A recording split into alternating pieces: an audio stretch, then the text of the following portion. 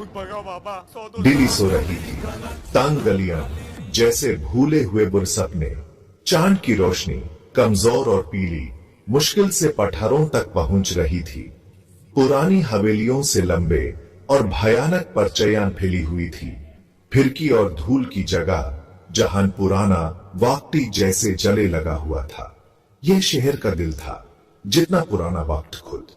यहां हर कोने में कहानियां छुपी थी, बताने के लिए तैयार। मोहब्बत और बिछाने की कहानियां, धोखा और घाम की कहानियां, और सबसे गहरे अंधेरे में एक कहानी शुरू होने वाली थी। अंधेरे से एक शक्ल निकली, लंबा बाड़ा आंखें जिनमें सदियों का बोझ था। संजय दत्त। वो धीरे धीरे चल रहा था, हर कदम खामोशी में गूंज रहा था।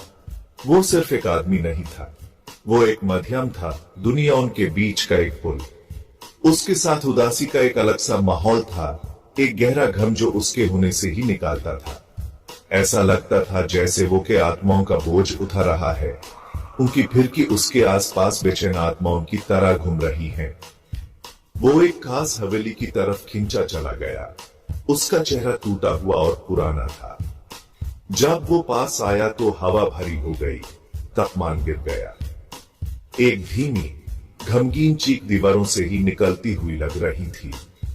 यह कोई आम घर नहीं था, यह एक ऐसी जगह थी जहां हकीकत के बीच का पर्दा पतला हो गया था।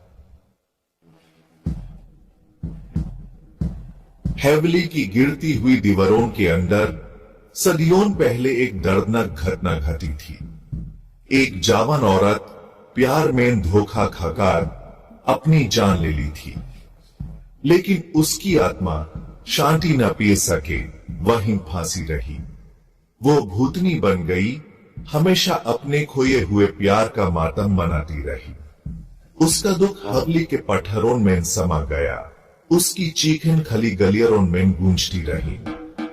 जिन लोगों ने अंदर जाने की हिम्मत की, उन्होंने अजीब घटनाओं के बारे में बताया, ठंडी जगहों और आवाजों के बारे में। लेकिन भूतनी बुरी नहीं थी, बस दिल टूटे हुए थी। वो मुक्ति चाहती थी, किसी ऐसे व्यक्ति की तलाश में थी जो उसकी कहानी सुने और उसके दर्द को समझे।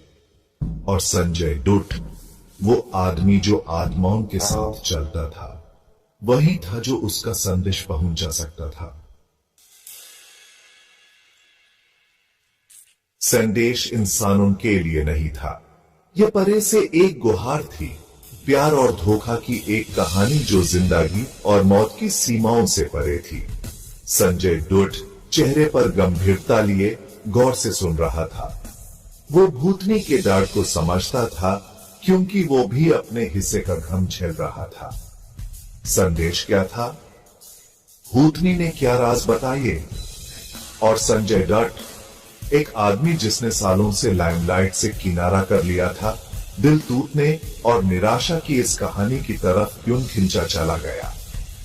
जवाब पुरानी दिल्ली की पेची वाली गलियों की तरह रहस्य में लिपटे रहे।